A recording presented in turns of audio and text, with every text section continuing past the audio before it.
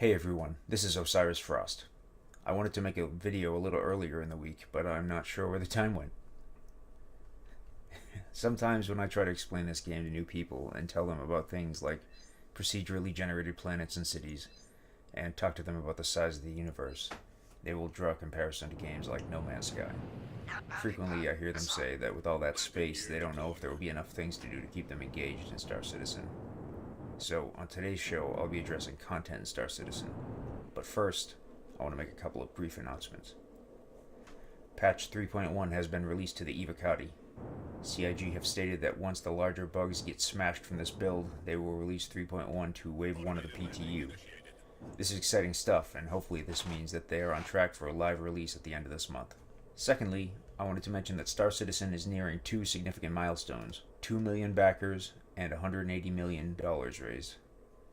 There have been a few threads created on Spectrum by backers suggesting that CIG do something to commemorate reaching the 2 million backer mark, but I would expect something along the lines of an announcement during ATV or another of their weekly shows, rather than an item or an in-game event. I expect they're full speed ahead on development to get 3.1 out the door on time, and pulling people off of that to make an in-game item doesn't make a lot of sense right now. Either way, these are two huge milestones for CIG which show how far the project has come since the original Kickstarter campaign, and they're on track to be reached very closely together. So congratulations to Chris Roberts and everyone at CIG for making it this far and bringing the dream that much closer to reality. With that out of the way, let's jump into today's topic: content in Star Citizen. Currently, there are already a few systems in-game that provide content for players.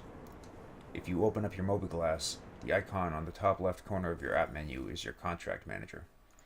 This is where you can view available and completed missions, as well as missions which you've accepted and have yet to complete. You sort through each mission type with the tabs up top, and accept available missions with the button at the bottom right corner of your screen. When you've accepted a contract for a mission, a waypoint marker should appear on your HUD, as well as the navigation app for your mobiGlas, which helps you better identify where your objective is located than the HUD marker. Proceed to your objective and complete any mission requirements there, then your marker will update to a new location, and so on, until the mission is completed or failed. When you complete a mission, you'll receive a message on your screen that you've received your payment, and your obligation with that contract will be all done. Currently in Star Citizen, there are several missions available that are variations on this theme. Lots of them are fetch quests, where you go somewhere and get something, and then you have to bring that somewhere else.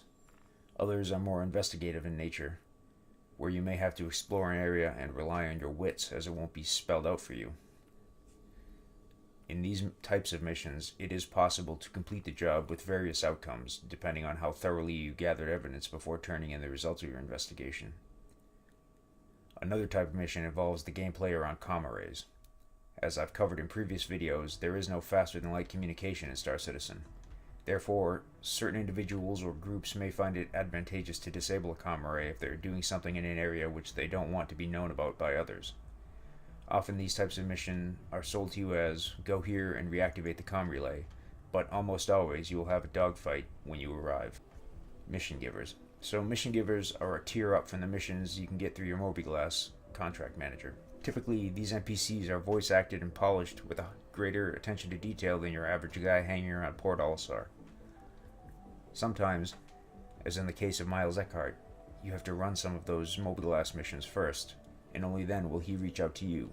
When this happens, you follow his instructions to meet him face to face, and he'll provide you with a verbal description of the job he wants you to do. If you find him before triggering this event, he won't give you the time of day.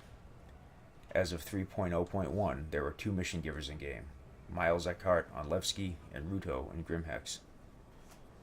Between the available mobiGlas missions and the mission givers already in game, there is plenty to do in the current iteration of Star Citizen. At present, you can keep yourself busy for a few hours running through the available mission content, and in the process, tour much of the Stanton system around Crusader. In future patches, much more will be added, including new mission types and additional mission givers. That brings me to service beacons. With the arrival of patch 3.1 in a few weeks, Star Citizen will be receiving a number of updates and improvements. One of those is a new mechanic, which is known as the service beacon. A service beacon is a utility controlled through your mobiGlas, with which you broadcast a call for something to the greater galaxy. In its initial implementation, this functionality will be limited to a distress signal. When activated, other players in your area will receive a mission through their mobiGlas that indicates your situation and offers whatever reward you choose to offer for assistance. This will likely be limited to some amount of AUEC in early iterations, but may become more open-ended with time. For example, if you are under attack by NPCs or even other players, you can issue a service beacon offering 500 AUEC to someone who arrives at your coordinates and defeats your attackers, provided that you survive. This scenario would play out similarly to the ECN alert mission that you see pop up on your screen from time to time while playing. Down the road, this tool will be given additional functionality, so that you may use it to create other mission types for nearby players to accept, such as filling a crew member role aboard your ship until a particular criteria is met, or asking someone to take you from point A to point B. In the near term, the system will continue to receive iterative improvements, and with patch 3.2 in June, will grow to include escort, refuel, and repair requests. As you can see, this mechanic offers a massive potential for players to generate their own emergent gameplay for each other, while fostering cooperation and community. The flip side is that it also offers the potential for abuse if, for example, you issue a service beacon requesting refueling and someone shows up to rob you knowing where you are and that you can't escape. This is where the rating system comes in. Just as in the case of eBay, Airbnb, or many other modern services, when a transaction has been completed, all parties get the opportunity to leave public feedback, which then goes on to better inform the general public about those parties. Now, I don't know this yet, but I strongly suspect that you won't transmit your coordinates until a specific individual accepts your contract. Once they do, they invite your feedback, and so their compliance with your terms is in their best interest. Now, if I'm right, then bad actors won't know where you are until they agree to submit themselves for public feedback, and so the system will very strongly encourage good behavior. Well, that's all for today's show. Thanks for watching. If you're new to Star Citizen, or you know someone who's thinking of playing, you or they can earn 5,000 UEC on your account by registering with my referral code, which you can find in the show notes down below. If you have any questions, feedback, or episode suggestions, go ahead and leave them in the comments. And if you haven't already, please be sure to like and subscribe. I'd really appreciate that. Thanks, and I'll see you next time.